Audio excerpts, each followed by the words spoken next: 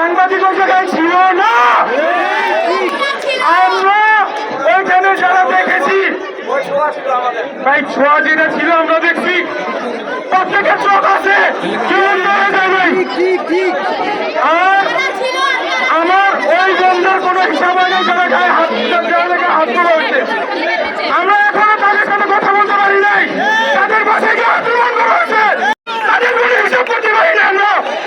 আমরা এখন এই জায়গায় বিজয় মিছিল বিজয় করার জন্য আছি, উদ্বোধন করতে আছি। প্রত্যেকটা মানুষ যারা ওই জায়গায় আহত হয়েছে তাদের বাসাও যেতে পারি না এখনো, আর এখন সবাই কেড়ে নেওয়ার জন্য চলে আসছে।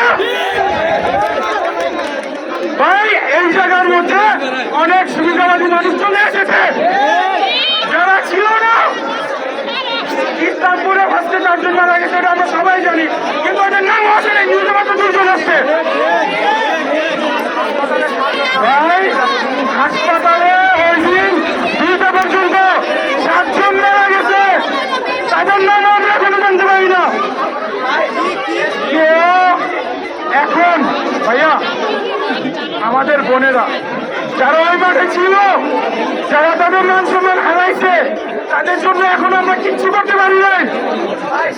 আর আমরা ওই জায়গায় সুবিধা দেওয়ার জন্য একদল হয়ে গেছে। আমি এখন স্পষ্ট ভাষায় বলবো, কিছু শিক্ষক ব্যতীত আমাদের দিকে সম্মতি হয়ে যায়।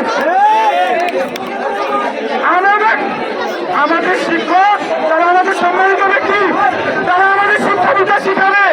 একটা ছাত্রলীগকেও ছাড়বো না, সাগরের চামড়া, বিপ্লবের চামড়া, চামড়া, একটা ছাত্রলীগকে ছাড়বো না, একটা ছাত্রলীগের নেত্রীকেও ছাড়বো না ইনশাআল্লাহ।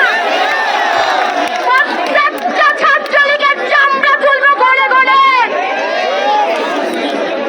ছাত্রলীগের কালো হাত, ছাত্রলীগের কালো হাত, ছাত্রলীগের কালো হাত। আর যারা মারা গিয়েছে তারা আমৃত্যু পেয়েছে, তারা আমাদের শহীদ, তারা আমাদের বীর। আমরা আমাদের বীরের রক্ত পিতা যেতে দিব না।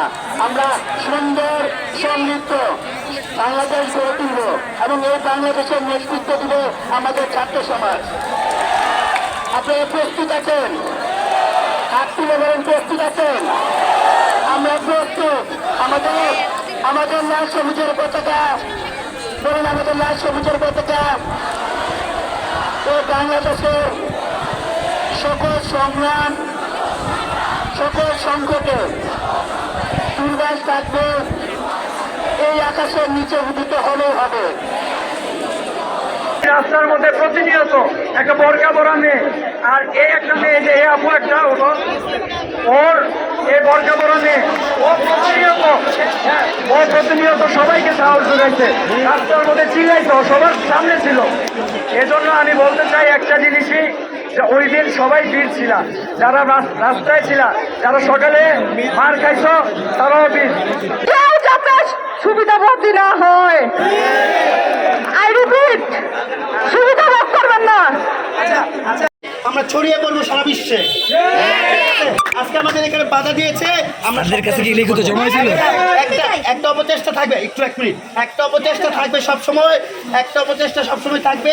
যেহেতু আমরা একটা সুন্দর পরিবেশে এই হরগঙ্গা ক্যাম্পাসে শোষণের বিরুদ্ধে, নিপীড়নের বিরুদ্ধে আমরা ছিলাম, আজকে আমরা এখানে এসে দাঁড়িয়েছি, আমরা কথা বলেছি, আমরা তো হচ্ছে যে সত্য কথা বলেছি, তাই না?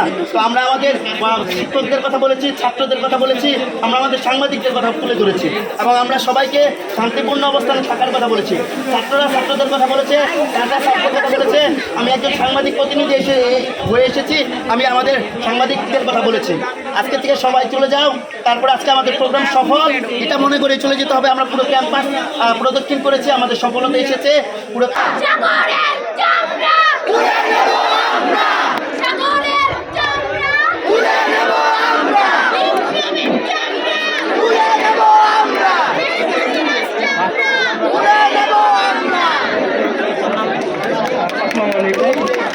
আপনারা সবাই অবগত আছেন যে আমার নাম হচ্ছে অন্তরুদ্দিন মোল্লা, আমি জগন্নাথ বিশ্ববিদ্যালয়ে অধ্যয়নরত আছি। আপনারা সবাই জানেন যে প্রতিটি বিশ্ববিদ্যালয়ে একটি কল্যাণ সমিতি হয়ে থাকে। তো সেই সূত্রে ঢাকা